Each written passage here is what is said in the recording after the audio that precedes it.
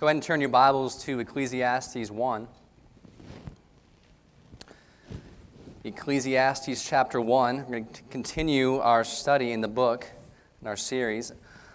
Our last message was our introductory message in the series. Hopefully you were there for that. If not, you'll be able to pick up pretty quickly.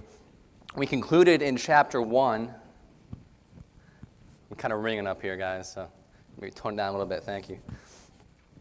We concluded in chapter 1, verse 3, with what we call the despair's thesis statement, which says, "What profit hath a man of all his labor which he taketh under the sun?" It's a rhetorical question that could really be read and really makes more sense as a thesis statement, as there is no profit from the labor of man on this earth. This is where Solomon begins his book. And now as we continue on in this study, we're going to see, like any good paper written or speech given, we're going to see this thesis statement defended and proven in the following verses and chapters. I just want to warn you all right now that these messages, especially the introductory ones here in Ecclesiastes, they're going to get hard before they get easy. And I want to give you fair warning for that. If you don't understand where Solomon is headed with all this, it's really tempting to get discouraged as we go through these early chapters and to really get frustrated with what he's saying. A lot of it can seem very disheartening. His conclusion, as we read through, can seem like it's horrible, it's meaningless, life has no point. And all I can say is just strap in. We'll get through it. We need to get through it. I really wish that I could just kind of skip through all this and get to the encouraging stuff at the end of the book, but I wouldn't be doing the book justice if I did that. And so we're going to stick through it, buckle down, and as I was considering this, I kind of got thinking back to my childhood and the lessons that I had to learn as a child, and the majority of those lessons were learned the hard way, honestly. Meaning, on the 1,000th spanking on, being disobedient, I finally started to sink in that disobedience is wrong. I shouldn't do it, and if I don't do it, I don't get spankings. And it took a while for that to sink in. And those lessons that I learned, those sessions with my dad up in my room, the countless, and 1,000 is probably being generous to myself, honestly, I'm not even kidding. I went through 2 or 3 a day sometimes. So I learned a lot of hard lessons as a kid. But you know what? Until I could truly understand the purpose, the reason for it, I had to go through those hard lessons, all right? I had to learn the hard way sometimes. And for us to be able to understand where Solomon is going, to better apply what he's trying to say here in Ecclesiastes, we got to get through these hard lessons at the very beginning. I think it's good for us, and we'll appreciate it and be able to apply what he's saying so much better at the end. Now, before you read in chapter 1, I'm going to say an important phrase that ultimately is the meaning of everything Solomon is about to say. I'm not going to leave you hanging here. I'm going to give you a little grain of hope, of joy, of pleasure, or whatever, as we read through this. So I'm going to say this, starting off. A life lived without God at the center is pointless. A life lived without God at the center is pointless. And ultimately, this is the message that Solomon is eventually going to wind up at. I'm going to say it now, and then we're going to come back to it towards the end of the message, all right? But I want to put it in your mind right now as we jump in here. The title of my message this evening is Pleasure's Emptiness and Despair's Purpose. Pleasure's Emptiness and Despair's Purpose. Let's go ahead and pray as we open up. Heavenly Father, we thank you for the opportunity that we have once again to open your word and to learn from it. That's a privilege, that's a blessing, Father, that we shouldn't take lightly, and we don't.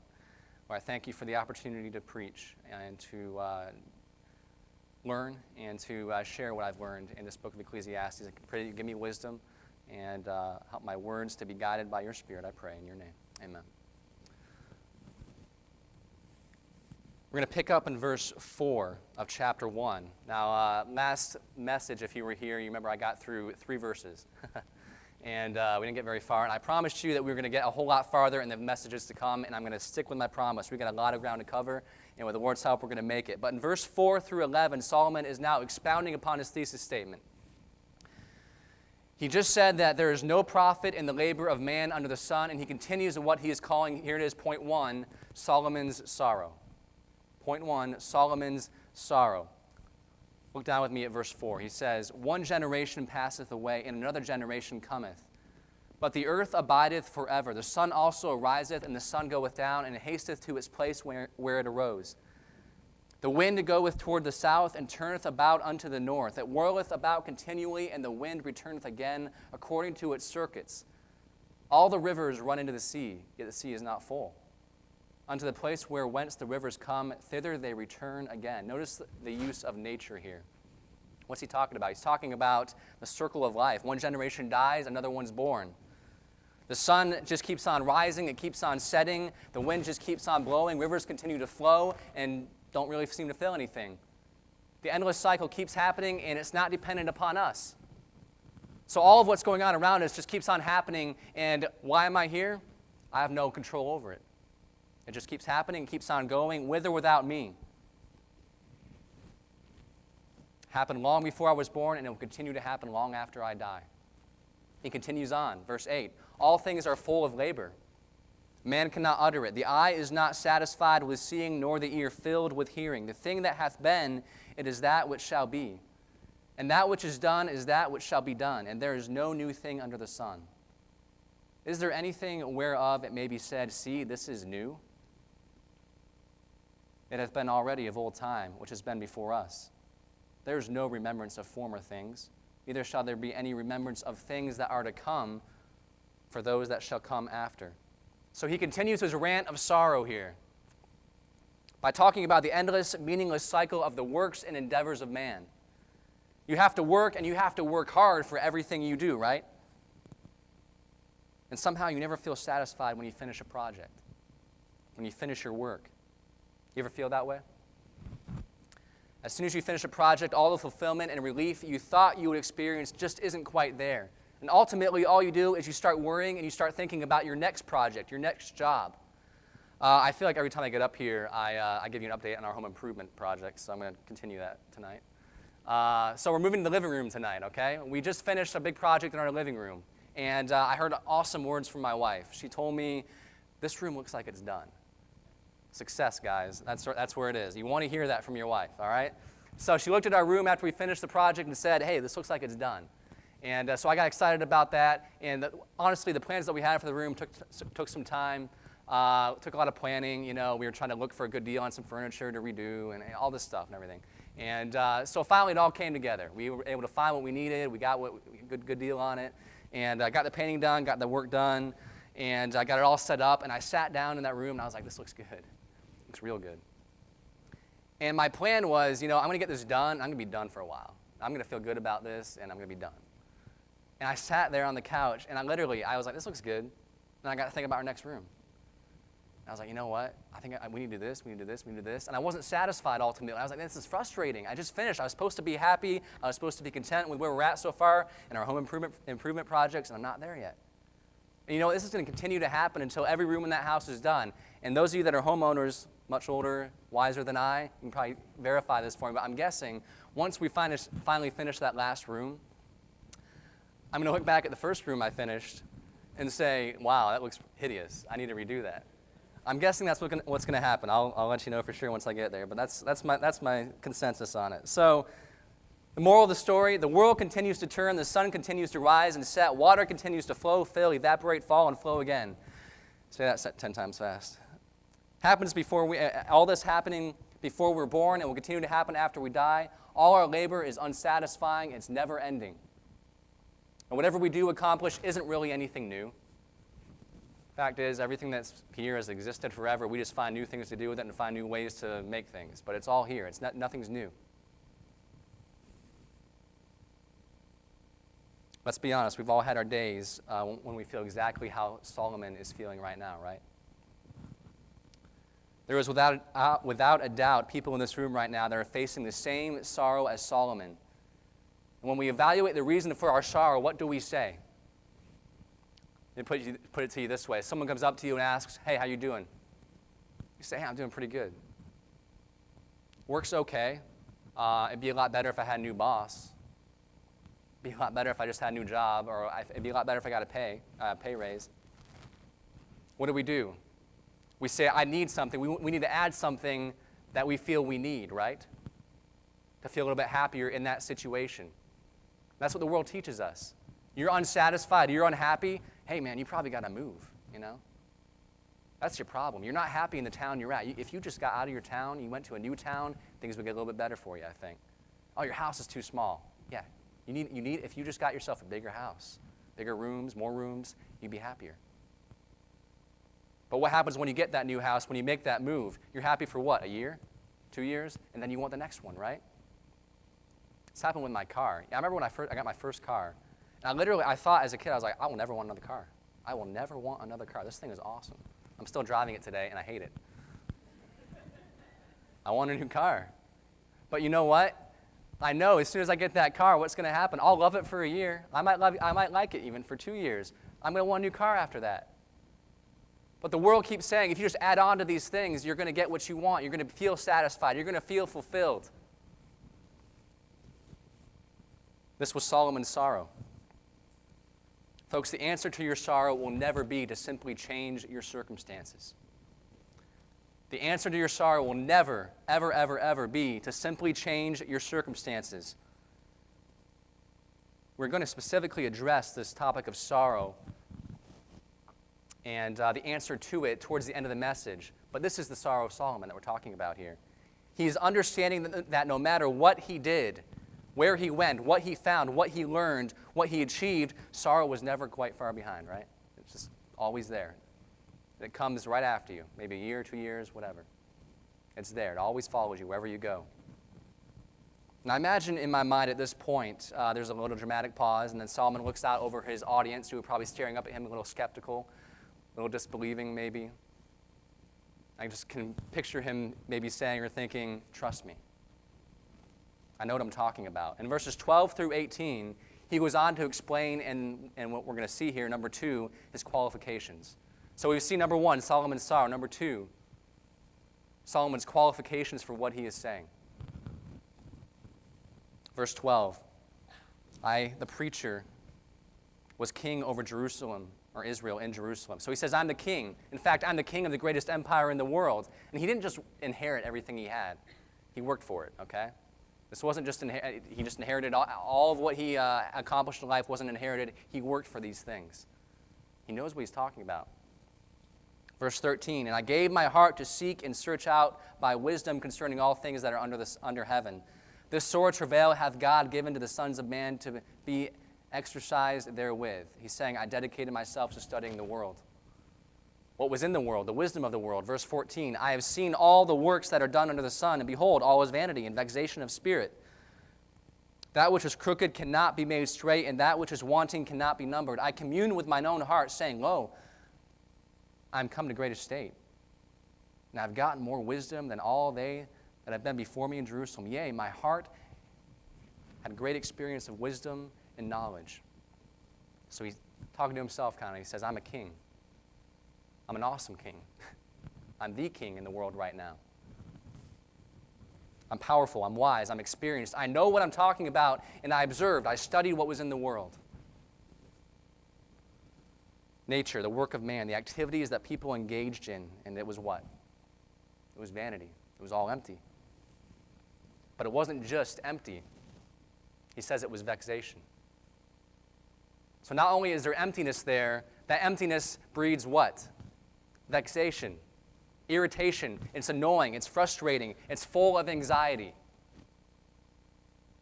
When we have emptiness in our life, what do we want to do with that emptiness? We want to fill it, right?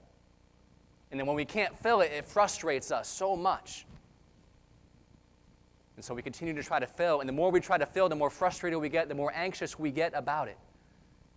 Emptiness breeds vexation, anxiety, frustration, irritation. He's saying, all my endeavors have brought me in this world as sorrow. And so what does he do? He sets out to find a way to quench that sorrow, that restlessness. So we've seen Solomon's sorrow that he's talking about. He's qualified to talk about this. We know that. You name it, he did it. He accomplished it. There's no question about it. He's qualified to talk about what he's saying here. He goes on to say, I had this sorrow, I had this emptiness, so I went on a quest to fill it. In chapter 2, Solomon begins to talk about this search, specifically his search for pleasure and for wisdom. And from verses 1 through 16, we're going to see number 3, Solomon's quest. We could really compare this quest to the American dream. I find it interesting reading through this, and you're going to see it as well, how much of what he is saying is exactly how we live today. It's scary almost. Thousands and thousands of years ago, this was written, and we are exactly the same today.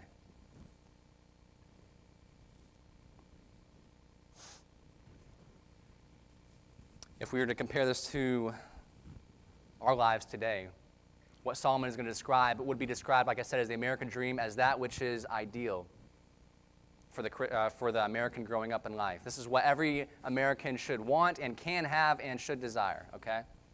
What we're about to read here.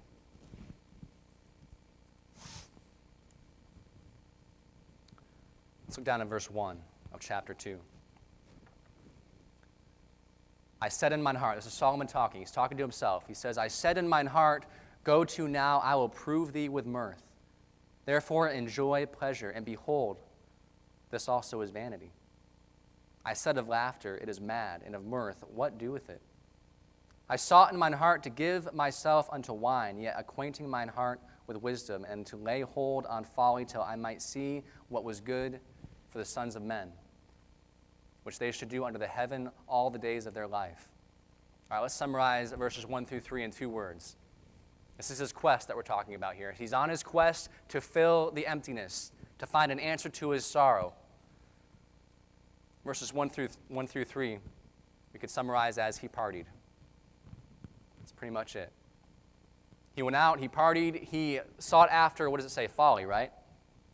What does it sound like? What stage of life does that sound like right there? It's the young, teenage, college-age person, right? What does the world say? You get into that stage, and what is it okay to do? Sow your wild oats, right? That makes sense.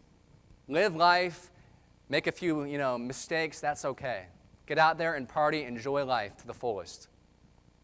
That's what he's talking about here. Now, I looked up this, I was looking up, I saw it on Facebook, and it was something that somebody else had posted, and it was 25 things that you should do before you're 25 or something like that. And I was kind of curious, and it was obviously from a secular, worldly viewpoint. And some of the stuff on there was kind of disturbing to me. And I won't go into all the details of it, but it was stuff like pretty much go out and get wasted, go out and wake up in a new place that you've never been at before, stuff like that. Crazy stuff, folly. That's what the world says. Go out and enjoy life. You won't be disappointed. Go out and do that. And that's exactly what Solomon's talking about here. He partied. He had fun with life in his young age. That's what he sought out. That's where he began his quest. That's exactly where we begin our quest usually, right? That's where the world says to begin your quest. So he partied. Verse 4. He transitions here. He says, I made me great works. I builded me houses, I planted me vineyards, I made me gardens and orchards, and I planted trees in them of all kinds of fruit. I made me pools of water to water therewith the wood that bringeth forth trees. Next stage in life, what happens? He graduates, right? He figures out, okay, the folly, the drinking, the whatever, that doesn't work. Let's move on here, all right? I'm going to graduate, I'm going to get a job. That's pretty much what's going on here. He dedicates himself to his work. Sound familiar? After we sow our wild oats, it's time to buckle down, right? To get serious about life. So what do? You move on, right? You start your job. You get your first job. And your success is all bent now on how you do in your job. So what does Solomon do here? He builds. He's a successful builder. He's a brilliant builder. We talked about that in our introductory message about the accomplishments of Solomon. The houses he built, the temple he built, the walls he built, the fortifications that he built. And it goes on here to explain. He went on and he says he built houses, he built orchards, he built vineyards. And then it talks about these pools that he built. And this is not your above-ground pool that you throw in your backyard over the weekend, all right? This is not what it's talking about here. This is a little more serious. This is pretty impressive stuff here. They're called Solomonic pools. And what that is a series of pools. There were 3 of them, actually. And you can actually see these today. It's pretty cool. I saw a few pictures of them. And but what they are is they're several miles outside of Jerusalem. And they're these pools that are set up in kind of a stair pattern. So you have one pool 20 foot down. You have another pool 20 feet down. You have another pool. So it's like a stair pattern going up, all right? And they're massive, massive pools. They're rectangular in size. They're actually 330 feet long, 213 feet wide, and 33 feet deep, each of these pools. And the total water capacity for these are 53 million gallons of water. All right, so 53 million gallons of water inside these pools. Now, when we think about the time period, that's impressive. And that's what Solomon created. That's what he came up with to water all of his vineyards, all of his orchards, all of his trees, his fruit trees. He was brilliant. He was successful. So he built. Transitions again, though. Verse 7. He says, I got me servants and maidens, and had servants born in my house. Also I had great possessions of great and small cattle above all that were in Jerusalem before me. I gathered me also silver and gold and the peculiar treasure of kings and of the provinces. I got me men singers and women singers and the delights of the sons of men as musical instruments and that of all sorts. All right, so he transitions. He moves on here. What does he do? He becomes a consumer, a shopper. And he enjoys whatever money can buy. He was successful in business, right? That's the goal. You get successful. You have a lot of wealth. You can purchase, you can buy whatever your heart desires, right? And that's what he did. He was wealthy beyond all compare. He could have whatever he wanted. And if you notice in here, it never says that he had one of these things, right? If there's anything true about Solomon's life is that he didn't have just one of it, okay? He had many. Why would he have many? Do you think he started out with many? Probably not. He started out with one, maybe a few. And what happened? He needed more, right?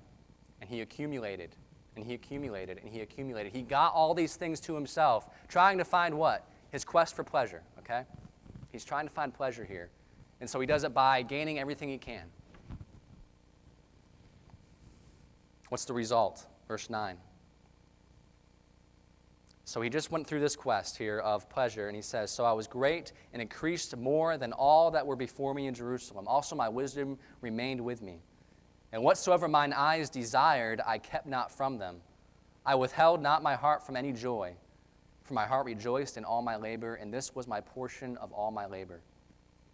Then I looked on all the works that my hands had wrought, and on the labor that I had labored to do. And behold, all was vanity and vexation of spirit, and there was no profit under the sun. We're going to see here in this quest of Solomon's, there are two key truths. Number one, pleasure cannot satisfy. Pleasure cannot satisfy. But he doesn't stop there with his search for pleasure. He understands. He sees, okay, pleasure alone isn't going to satisfy, so he doesn't stop there. What does he do? He moves on. He moves on to explore knowledge, wisdom. Verse 12, And I turned myself to behold wisdom, and madness and folly. For what can the man do that cometh after the king? Even that which hath been already done.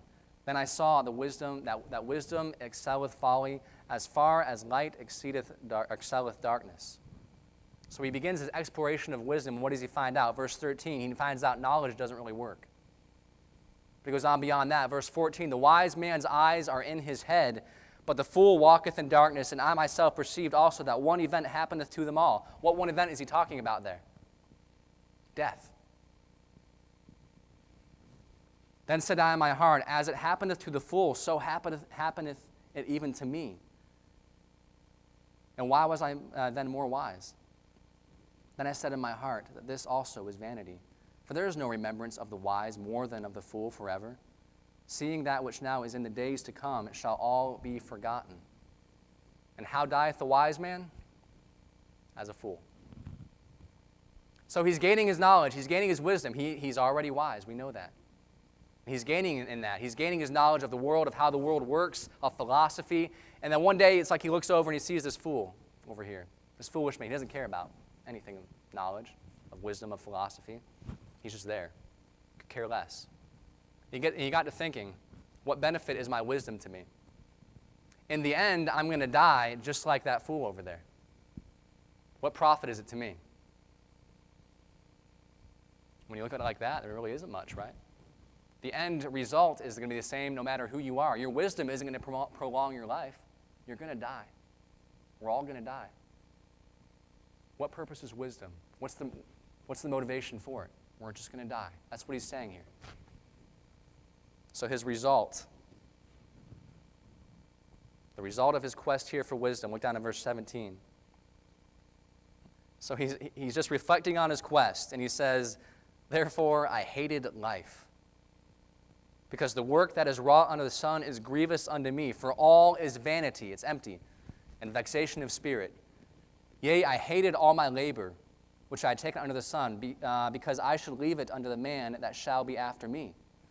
And who knoweth whether he shall be a wise man or a fool? Yet shall he have rule over all my labor, wherein I have labored, and wherein I have showed myself wise under the sun. This also is vanity. Therefore I went about to cause my heart to despair of all the labor which I took under the sun. For there is a man whose labor is in wisdom, and in knowledge, and in equity. Yet to a man that hath not labored therein shall he leave it for his portion. This also is vanity and a great evil. For what hath man of all his labor, and of the vexation of his heart wherein he hath labored under the sun? For all his days are sorrows, and his travail grief. Yea, his heart taketh not rest in the night. This also is vanity." Feeling happy yet? It's discouraging stuff, I told you. We're getting somewhere, though. So what's the end result of all that he's talking about here of his quest? It's despair. That's why the first message we had was called Despair, Despair, Despair. We looked at the despairing preacher. That's exactly what is going on right now. He's despairing. Verses 17 through 23 are really filled with nothing but despair and the grief of Solomon as he considers all of his endeavors for fulfillment. He continues on with his attitude of woes to the end of the chapter, and you feel like he's just going to continue on here. We're just going to end the chapter, and it's going to be ending in despair, woes, discouragement, and that's it. But something changes in verses 24 through 26. He says some things that at first glance don't really make sense and seem to contradict what he has just said about the vanity of pleasure and wisdom. So he's just coming off of all of this talk of vanity, wisdom, hating life. And then verse 24, he says this: "There is nothing better for a man than that he should drink or eat and drink, and that he should make his soul enjoy good in his labor." What in the world? Okay, he just finished saying that is all a waste, it's all vanity, and then he says there's nothing better than to do that. What's going on? And in verse 24, he says, "This also I say, that it was for the hand of God. For who can eat, or who else can hasten hereunto more than I? For God giveth to a man that is good in his sight wisdom and knowledge and joy. But to the sinner he giveth travail, to gather and to heap up, that he may give to him that is good before God. This also is vanity and vexation of spirit." This is probably one of the most confusing parts of this chapter right here. What is he trying to say? He seems to be contradicting himself. There's some things that don't really make sense. And it's here in these last few verses that I want to close tonight, and it's here that we receive our first glimpse of some kind of answer to the emptiness that we've been talking about. What we see here, I believe, is Solomon revealing the reason, the purpose of despair, experienced by all those chasing these vain pleasures, the vain knowledge that this world has to offer. And here's what Solomon is ultimately trying to say here. He's saying, don't dismiss despair. Don't dismiss despair. Now, what am I talking about? I'm going to say something that might seem wrong at first and a little shocking, okay? Here it is. Despair,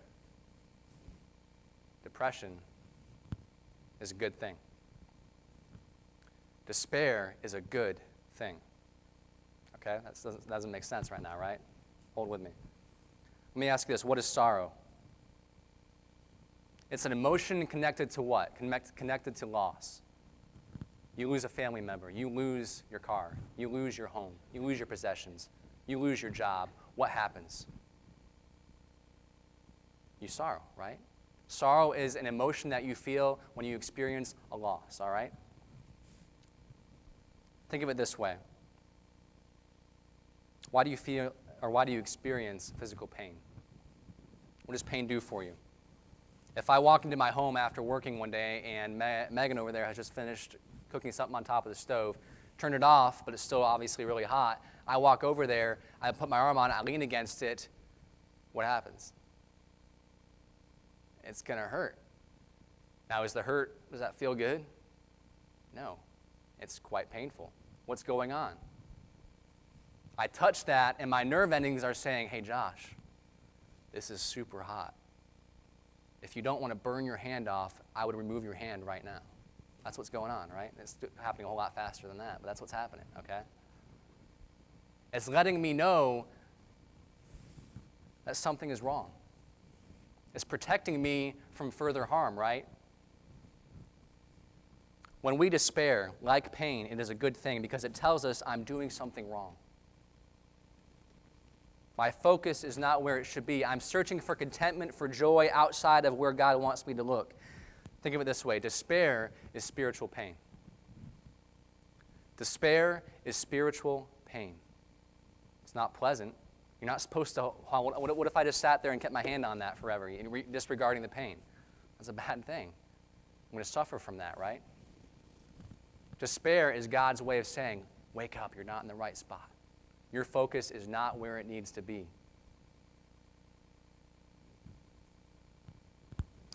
Remember the phrase I said at the very beginning of the message? I said, a life lived without God at the center is pointless.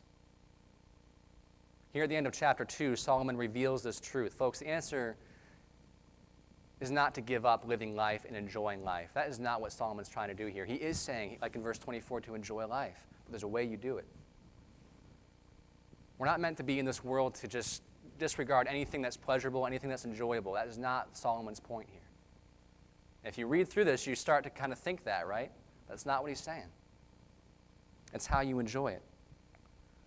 When we seek satisfaction outside of God, guess what? It's supposed to feel empty. So let me ask you, are you empty? Are you bored? Bored with life? Anxious, often depressed, scared to be alone with your own thoughts even? Folks, that's not a bad thing. That's God telling you you're not meant to find enjoyment in that, in those things alone.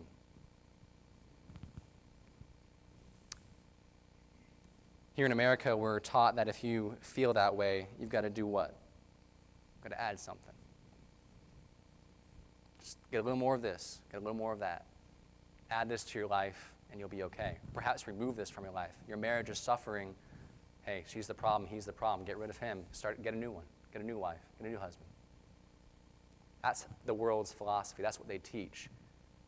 This is what Solomon is arguing against. He said, I tried that. I tried every way I could possibly think of to find pleasure, and I couldn't find it in those things. If you operate that way, you're going to wind up just like Solomon. Despair. But there's an answer to that. Despair is not a bad thing. It's what you do with that despair. Is God at the center of your life? Think of it this way. Let's say this fist right here is God, okay? And your happiness, if it's all around God like this, that's where it's supposed to be, okay? And if you have branching out of that center of happiness, God, you have a string here that goes out to your car. You have a string that goes out here to your family. You've got a string that goes out here to your work. You've got a string that goes out here to your house, to your wealth, to your bank account, to all your possessions, to your boat. You've got another string that goes out to whether or not the Bears are going to beat the Ravens tonight. Okay? If your happiness is centered right here, and you got all these strings attached to these things that apply to all of our lives, what happens when one of them gets cut? God cuts it, life, and happens. Things are cut, things happen. Well, if your happiness is right here, you're okay. It doesn't matter what gets cut. As painful as it might be, and yes, it's painful. Loss is painful. There's no way around that. You're going to experience discouragement, anxiety about those things. But it's a reminder to say, you know what? As hard as that is, I know that God is greater than that, and I also know that there is something beyond this world that I'm ultimately living for, and my happiness is here. It's on God, and it's on what's to come. And you can cut every single one of those strings away if you need to, God, but my happiness is here. It's on you.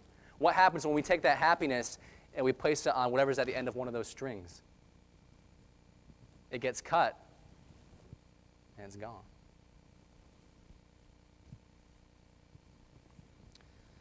God is saying, enjoy these things with me at the center. That's where Solomon's going. And he gives us a glimpse of that here at the end. And we're going to get more into that towards the end. There's still a whole lot more of the rough things that we're going to have to get through to get there still. But there's a glimpse of hope here. Are you enjoying God? Are you enjoying life, with God at the center? Would you bow in prayer with me?